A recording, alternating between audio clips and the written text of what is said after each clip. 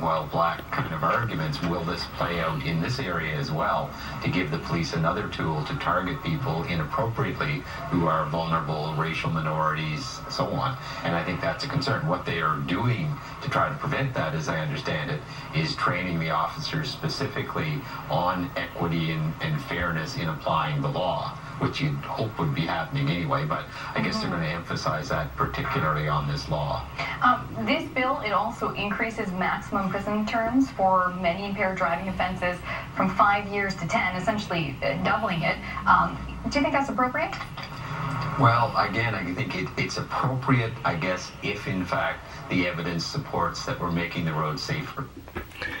Anyway, so there's a new law that a cop can turn around and don't have to have legitimate claim. Just okay, oh, there's an Indian, oh, there's a immigrant or somebody they don't like, single breathalyzer every time, blow on this, blow on this, blow on this, until they get you. But the people say, hey, don't drink and drive, and there's no problem. But there's an issue for marijuana. That is the issue right there.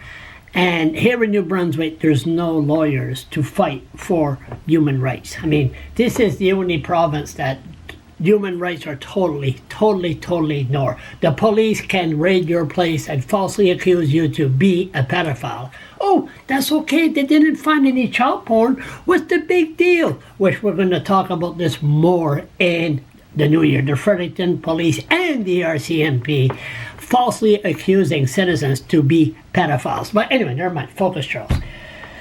What's going to happen here? There's no lawyers here in New Brunswick. So in Ontario and Quebec, there's going to be a lawyers grabbing this, and then it's going to go to the Supreme Court of Canada after they spend hundreds of thousands of dollars, and to prove that this new law of here, blowing this, here, boom. So it's going to be interesting to see. But I make one prediction, because the Fredericton police force, they don't go by human rights. I mean, we know that. I mean, any police force that stops somebody at 2 o'clock in the morning and say, hey, you're not allowed to ride a bicycle at 2 o'clock in the morning without a helmet, you know. But there's other crimes that they should focus on, but they focus on the cycling. And I predict that there will be, because they all say, well, under the Motor Vehicle Act, what is it again? Oh, you have to ride your bicycle on the road, not on the sidewalk. And they said they want the citizen to be on the Westmoreland Bridge, not where there's a walkway on the side. You have to be in the traffic.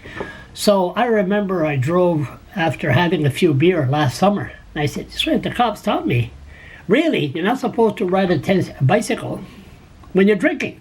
So I predict Fredericton, they're going to take a Walford bum, native, somebody, especially somebody with a mental illness, and he's going to be stoned out of his mind, and the police are going to charge the individual riding a bicycle while they're stoned on marijuana. Mark my word, it's coming. Stay tuned. You heard it first.